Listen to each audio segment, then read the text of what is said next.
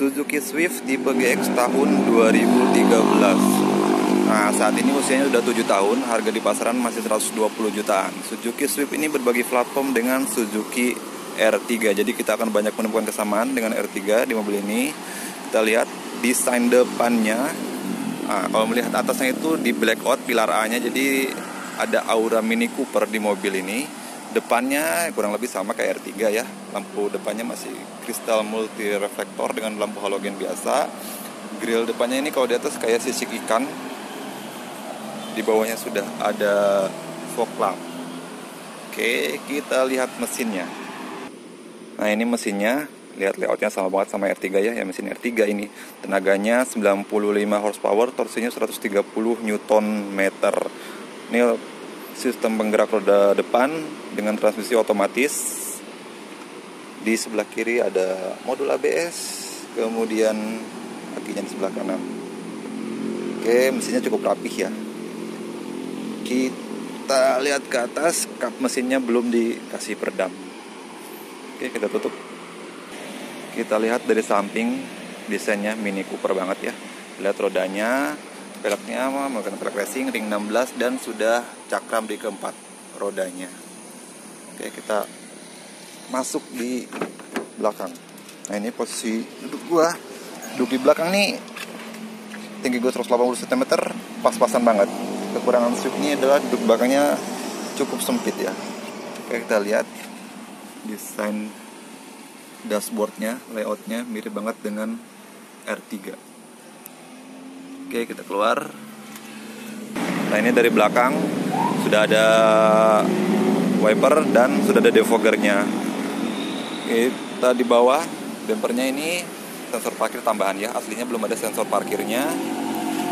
Ada emblem GX dan Swift dan Suzuki sebelah kiri. Kita buka bagasinya.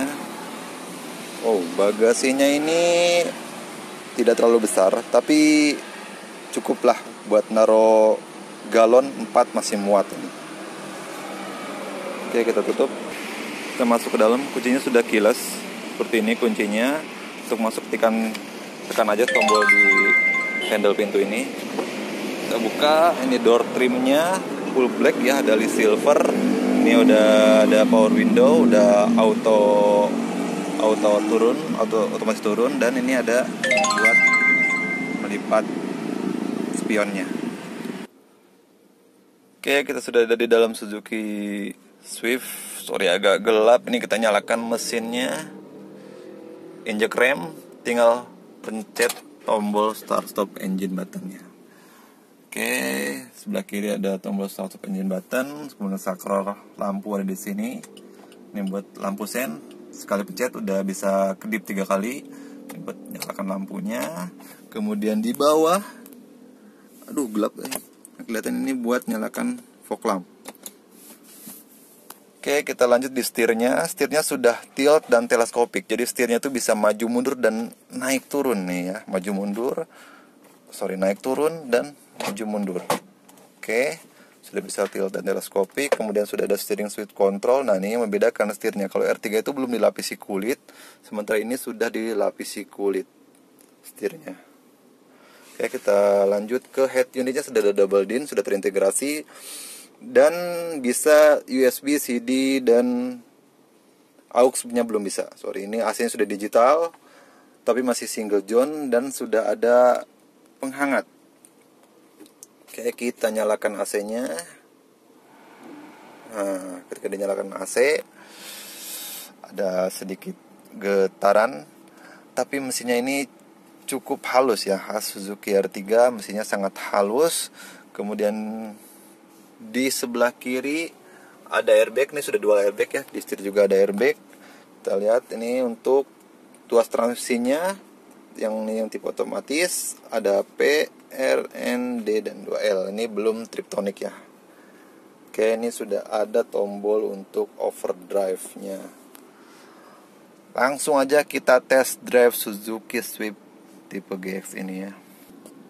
Oke, kita test drive Suzuki Swift ini. Hal pertama yang membedakan dari R3 adalah posisi duduknya yang rendah. Karena ini hatchback kan, jadi kayak sedan, posisi duduknya tuh rendah banget. Nah, kalau R3 kan agak tinggi. Tuh posisi duduknya. Kemudian untuk joknya juga enak. Ini joknya tuh lebar Suzuki ya. Kalau bikin jok tuh nggak pernah pelit sih. Dia lebar dan busnya itu tebal. Jadi nyaman duduk di kursi Suzuki Swift ini. Meskipun mobilnya kecil, tapi joknya tuh lebar. Oke. Kemudian untuk setirnya. Nah, posisi setir tentulah juara ini karena sudah bisa tilt dan teleskopik. Posisi setirnya tuh enak. Jadi berapapun tinggi badan kita, udah joknya enak, posisi setirnya enak, jadi duduk di mobil itu nyaman. Kemudian untuk bobot setirnya, ini cukup enteng ya. Dan respon setirnya, ya lumayan lah. Enak nih handlingnya juga. Oke, kemudian untuk remnya juga cukup pakem karena sudah double disc di keempat roda ya. Double disc. Discnya sudah ada di 4, di depan belakang sudah cakram. Oke, remnya enak, pakem banget nih mobil, asik. Kemudian untuk gasnya, meskipun sudah drive by wire, tapi ini gasnya tuh cukup responsif. Ya, ini 2000 rpm, mesinnya halus, tidak ada getaran dan raungan ke kabin, cukup kedap di mobil ini, tapi memang ya kekedapannya sedang lah. Oke, kemudian untuk kelegaan di dalam kabin. Nah, ini kan rasanya ya kayak di dalam kabinnya R3 gitu. Cuman bedanya adalah posisi ketika duduk di belakang agak sempit. Kemudian kekurangannya nih di pilar A-nya. Nih blind spotnya tuh cukup gede. Blind spot itu adalah pandangan yang tidak terlihat. Ini kalangin banget ini pilar A ini. Twitternya taruh di sini. Kalau R3 kan taruhnya di dashboard. Lebih enak. Ini cukup menghalangi ya pilar A-nya itu. Oke, kemudian untuk handling dan suspensinya ini yang mantap nih kalau lagi di jalanan mulus ratap gini, handlingnya tuh ini salah satu yang terbaik ya. Setelah Honda Jazz, kemudian Mazda tuh ini salah satu mobil yang sangat fun to drive. Kalau diurutkan ya, fun to drive-nya tentu Mazda tuh Sky Active itu paling enak ya di bawahnya. Kemudian Jazz juga enak. Ini juga nggak kalah.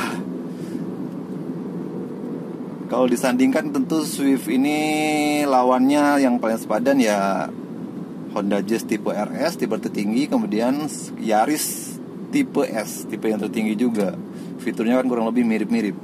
Harga di pasaran juga kurang lebih sama. Tapi untuk pasaran tentu Honda Jazz paling mahal ya. 2013 itu kalau Swift 130, 120, kalau Jazz masih 150, 160 jutaan tahun 2013. Oke, kemudian untuk suspensinya ini, karena kan ini handlingnya enak, jadi suspensinya itu, karakter suspensinya kalau ketemu jalanan agak bergelombang atau jalanan keriting ini agak keras ya. Tapi ya kerasnya masih oke lah. Untuk kalau dibandingkan sama Honda Jazz, kayaknya Honda Jazz lebih keras sedikit. Honda Jazz yang tahun 2013 ya, bukan Honda Jazz yang baru kan agak empuk. Nah, ini suspensinya agak keras, tapi kita dapat handling yang enak di mobil ini. Minim sekali limbung karena mobilnya juga cukup pendek ya. Nggak diceperin tuh udah kayak ceper mobil ini.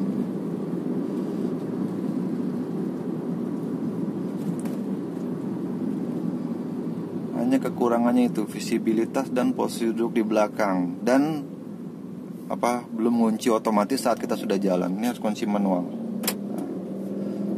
Kemudian nih kaca sebelah kanan kan biasanya auto up and down. Ini hanya auto turun aja, auto down. Tidak auto up. Itu sampai R3 juga kayak gitu. Nah, yang enak juga di Suzuki Swift ini, setirnya kan sudah dibalut kulit ya. Kalau R3 tuh kan belum. Dia tuh R3 tuh agak kecil dan licin. Kalau ini genggamannya tuh pas gitu dan gak licin.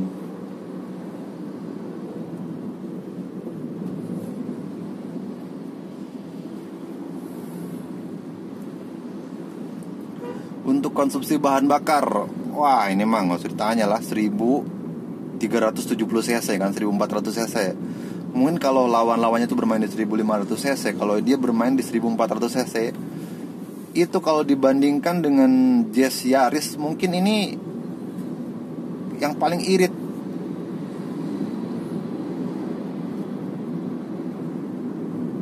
Bahan bakarnya tuh bisa 112 buat di dalam kota, buat luar kota tuh bisa 117 kalau kita nggak kegatelan kakinya untuk nginjek dalam-dalam gas.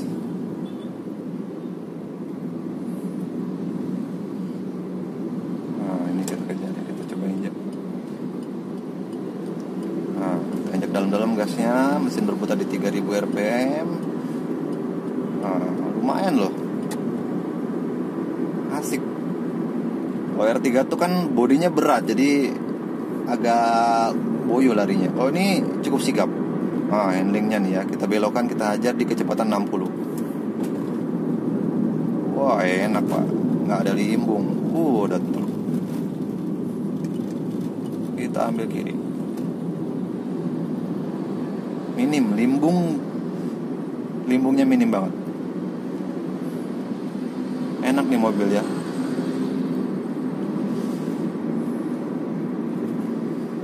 Mungkin Suzuki Swift ini desainnya tidak selera banyak orang, lucu-lucu, imut, unik gitu kan.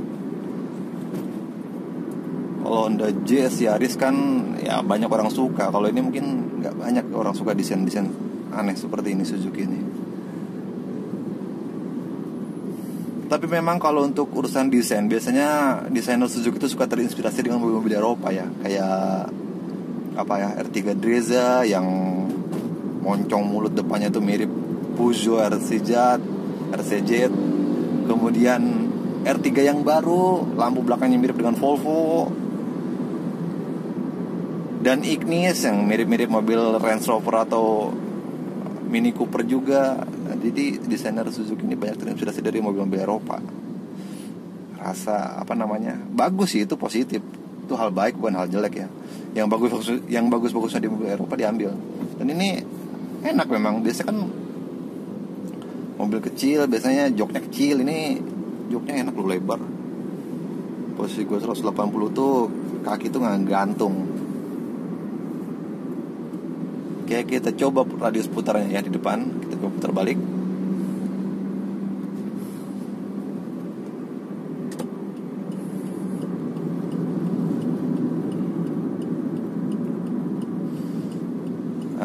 Tahun 2013, kaki-kakinya pernah direparasi di bengkel spesial kaki-kaki karena waktu itu agak bunyi-bunyi. Nah ini radius putarnya cukup lah buat di jalanan ibu kota yang putar balik itu gampang. Mobil kecil begini mah ya enak lah, buat nyelap-nyelip enak, buat masuk-masuk ke gang sempit juga enak. Mobil kecil.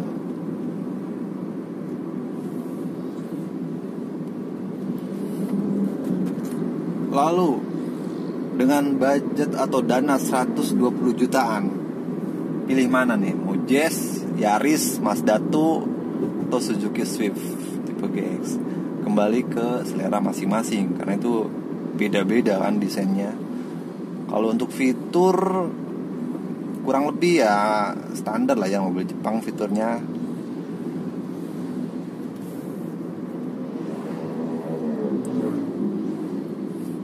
Kalau mau yang agak legaan ya pilihnya Yaris atau Jazz.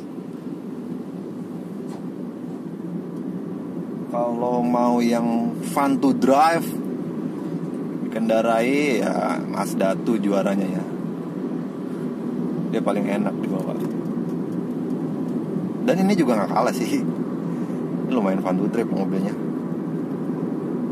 Asik mobil ini di perkotaan loh. Cuman kalau ketemu jalanan keriting aja agak sakit badan.